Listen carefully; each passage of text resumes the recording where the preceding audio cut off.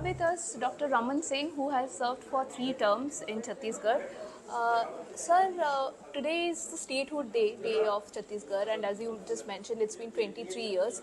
So, my first question is, how do you look at this today's Chhattisgarh now? आज छत्तीसगढ़ के लिए गौरवशाली दिन है। राज्य की स्थापना को 23 साल की यात्रा पूरी हो चुकी है। छत्तीसगढ़ वासियों को मैं इसके लिए शुभकामना और बधाई देता हूं। अटल जी को धन्यवाद देना चाहूँगा जिन्होंने राज्य की स्थापना किया, और आज छत्तीसगढ़ यदि तेज़ी से विकास कर रहा है तो माननीय अटल जी का आशीर्वाद हमारे साथ है, और हम कोशिश करेंगे हिंदुस्तान की सबसे विकसित राज्य की श्रेणी में छत्तीसगढ़ पहुँचे। Sir, in 6 days, 20 constituencies are going to vote on 7th of November. Your constituency is one of them. So, how does the election look like? Look. अब पिक्चर साफ हो चुका है। बस्तर की सीटें और राजनांदगांव लोकसभा की सीटें 12, 8, 20 सीट का मतदान 7 तारीख को होना है।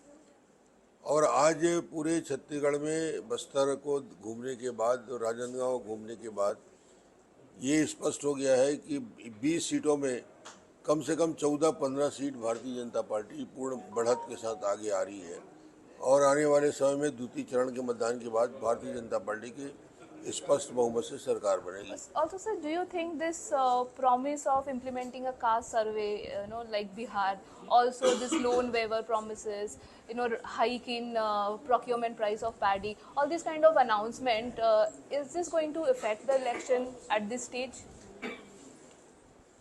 भूपेश बघेल सर्वे की हर रोज रिपोर्ट देखते हैं, और सर्वे में कांग्रेस की सरकार हारती हुई दिख रही है, नई रोज घोषणा कर रहे हैं।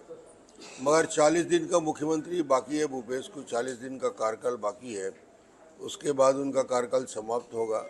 छत्तीसगढ़ में स्पष्ट बहुमत से भारतीय जनता पार्टी की सरकार बन रही है, और अब कहीं कोई शंका का गुंजाइश नहीं। सर, बीजेपी ने अभी तक कोई फेस अनाउंस नहीं किया है, सीएम फेस। सबको आपको ही नेता मान के सब लोग चल रहे हैं, वो बात है, लेकिन फॉर्मली कुछ अनाउंसमेंट नहीं हुआ है। Also people are waiting for the manifesto. आपको लग रहा है ये थोड़ा डिले हो रहा है मैनिफेस्टो में? मैनिफेस्टो भी जल्द आ जाएगा, 2 दिन में आ जाएगा। और भारतीय जनता पार्टी कभी फेस सामने रख के चुनाव नहीं लड़ती, सामूहिक नेतृत्व में हम चुनाव लड़ते हैं। Sir, my last question to you about the corruption. So there are 5-6 scams that Enforcement Directorate is investigating in Chhattisgarh. So do you think this corruption will get reflected in the election? बिल्कुल, पूरे election में 15,000 करोड़ का भूपेश सरकार का घोटाला सामने है, और उसको लेकर जबरदस्त आक्रोश है। पीएससी की भर्ती में भी भ्रष्टाचार हुआ है, उसको लेकर युवा काफ़ी आक्रोशित है। इसका असर चुनाव में पड़ेगा।